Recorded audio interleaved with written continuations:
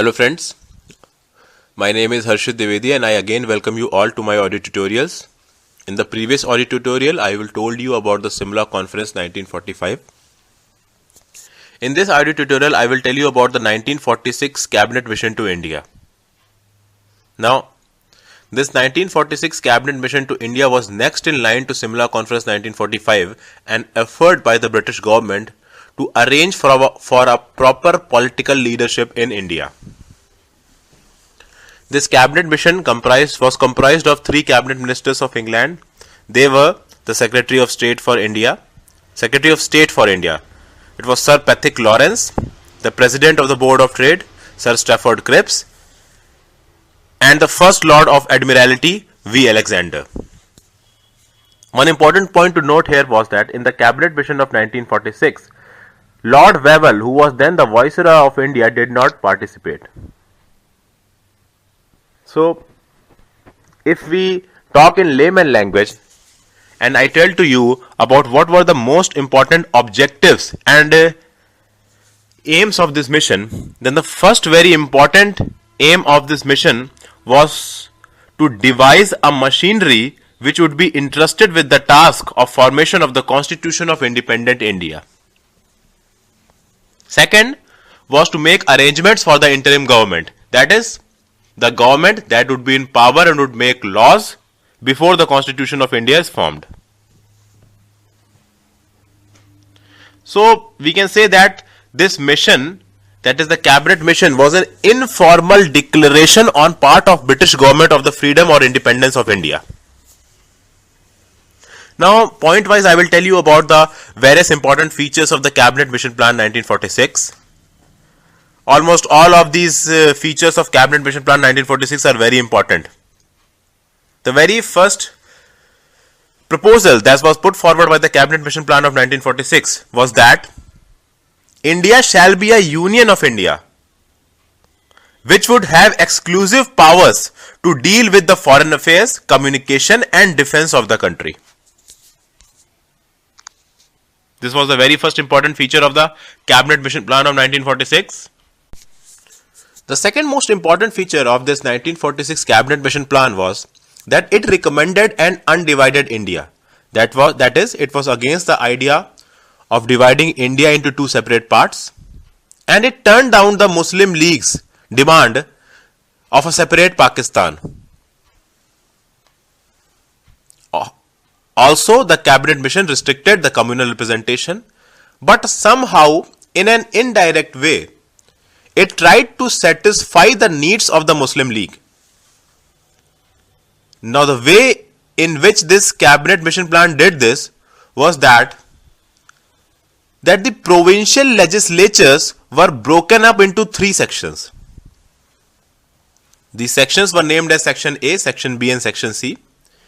In the Section A, the areas of Madras, United Province, Central Province, Bombay, Bihar and Orissa were covered. In the Section B, the areas of Punjab, Sindh, NWFP, Northwestern Frontier Province and Balochistan were covered. In Section C, Assam and Bengal were covered. Now, the point here is that the areas of Sindh, Punjab and Northwestern Frontier Province, that is the Section B. Now this section, these areas were Muslim majority provinces. That indirectly speaking, the British government divided India into certain provinces, and in those provinces communalism was already existent. That is, some provinces were majority were of Hindu majority and some provinces were of Muslim majority. So by doing this, the 1946 cabinet mission tried to balance and tried to maintain an equality or parity in the central administration. That is, by grouping the areas and giving autonomy to these provincial units, they were given equality in the affairs of their administration.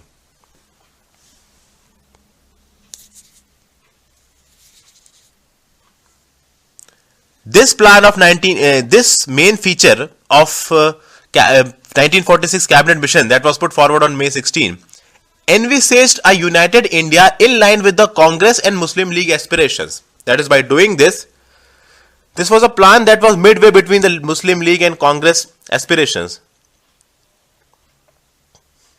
But the problem arose where the consensus between the two parties, that is the Indian National Congress and the Muslim League, ended because Congress disliked the idea of having groupings of Muslim majority provinces and that of Hindu majority provinces with the intention of balancing each other at the central legislature. So the point is that the 1946 cabinet mission tried to maintain a parity or balance at the central legislature or at the central council of both the Hindu majority provinces and the Muslim majority provinces. This balance, this equality was wanted by the Muslim League, and the Congress wanted the central administration system to be more centralized. So the Muslim League could not accept any changes to this 1946 cabinet mission plan, especially to the second characteristics, since the balance, parity and equality that was mentioned in the second feature, the Congress was totally against the same balance or parity that formed the basis of the Muslim demands of political safeguards built into the post-British Indian laws so as to prevent the absolute rule of Hindus over Muslims. In short, I would like to say that this feeling of equality, parity and balancing at the central legislature was the base of the demand of the Muslims, and the Indian National Congress was against it. So the Muslims were afraid that if this thing will not be made after the independence, there will be an absolute rule of Hindus over the Muslims, which the Muslim League disliked. So the Muslim League was very much favoring this second characteristic and second feature of this 1946 cabinet mission plan, but Congress was totally against it because Congress wanted a very much centralized center. That is, there must be a strong center who would have control over all the spheres.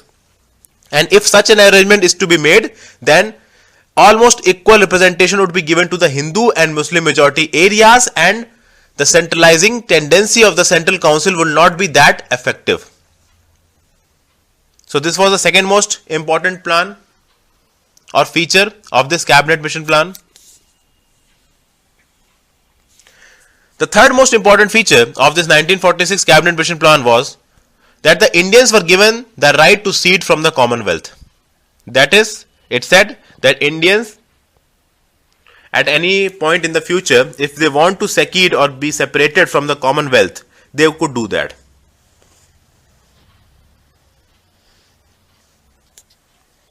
The fourth most important point was that the legislature, that is the power to make decisions on all subjects except the union subjects and the residuary subjects, were vested in the provinces.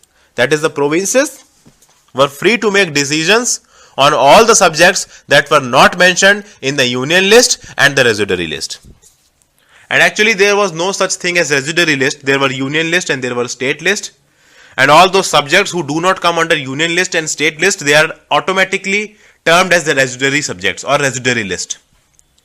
So this state list, on all the subjects of the state list, on all the rules and law and departments that were mentioned in the state list or the provincial list, on those lists only the provinces or the provincial council will have the authority to legislate. The fifth most important point of the 1946 cabinet mission plan was that an interim cabinet would be formed, and all the members of the interim cabinet would be Indians, and minimum possible interference will be there from the viceroy in the decision making power of the interim cabinet. That is, almost all the powers will be vested in the hands of the Indians. The sixth most important point was that a constituent assembly will be formed which will be comprised of the representatives of the princely states and the provincial assemblies. And the principle of democratic principle of population was to be followed. That is, that each province will be allotted a total number of seats in proportion to its respective population. So, following this rule, the Constituent Assembly was to be comprised of 93 members, which would be represented by the princely states, and other 293 members which will be represented by the British provinces.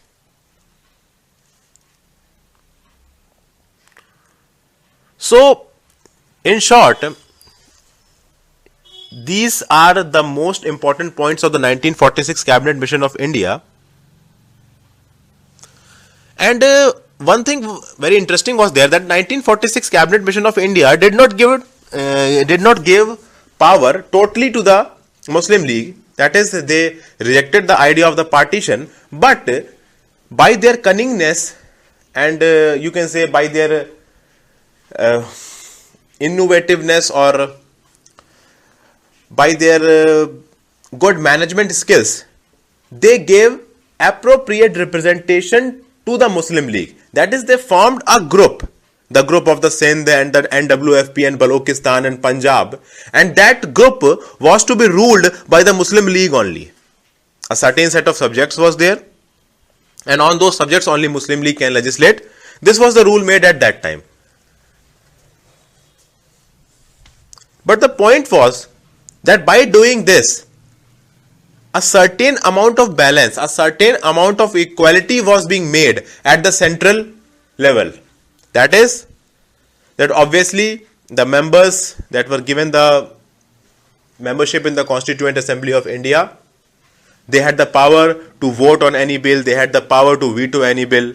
So, if such a power would have been given to the Muslim majorities areas, then the centralizing tendency of the central government would have gone. And you can say that a loose confederation of states would have been formed. So that is why this plan was not acceptable to the Indian National Congress. Indian National Congress from the starting wanted a centralized tendency at the central level. That is, they wanted a strong center. And this thing was not present in the 1946 Cabinet Mission Plan. So, this was the reason that Congress was not totally in favor of this Cabinet Mission Plan. All the proposals that were made by this 1946 Cabinet Mission Plan, the proposal that was related to the Constituent Assembly, the formation of the Constituent Assembly, was accepted by the Congress. But the Congress had a feeling that the Muslim League has been given disproportionate representation at the center. That is, that their representation was more in proportion to their population in the country. Their population in the country was 25% at that time, and they got more representation than that 25%. Also, as I already told you, that Congress was not in favor of a weak center, and it was also not in favor of dividing India into small states. So that is why Congress wanted to have a strong center, and this particular arrangement, that is the arrangement of the 1946 Cabinet Mission Plan, was favoring decentralization. So that is why Congress was not in favor of that. The Muslim League initially was happy with the plan, but after that they thought that still Congress had majority at the central level, and through that majority and through its voting, maybe in the future they could change the scheme that was being proposed by the Cabinet Mission Plan. So the Muslim League was also not in favor of the 1946 Cabinet Mission Plan, and the Muslim League rejected this Cabinet Mission Plan of 1946. Now, some very important things happened on the part of Muslim League after that. On July 27th, 1946, the Muslim League Council met at Bombay, where Muhammad Ali Jinnah more strengthened the demand of Pakistan and said that the formation of Pakistan and partitioning of India into two different states, India and Pakistan, was the only option left open to the Muslim League. And in pursuance of this plan, on July 29th, 1946, formally this 1946 cabinet mission plan was rejected by the Muslim League, and the Muslim League appealed to the Muslims of India to resort to direct action in order to achieve their dream of getting their own land, that is Pakistan. And August 16, 1946 was fixed as the direct action day. We have very frequently read about direct action day in newspaper, in magazines. Now, direct action day was a very terrific day in the history of India. It was a day of a big violence, and you can say also the start of the mayhem, of the communal mayhem that percolated and devastated whole of the Indian landmass and the populations. So I will tell you in detail about the direct action day in my next audio tutorial. So in this audio tutorial, I have already told you about the 1946 cabinet mission to India. I hope you liked it, and I will meet you in my next audio tutorial. Till then, have a good day.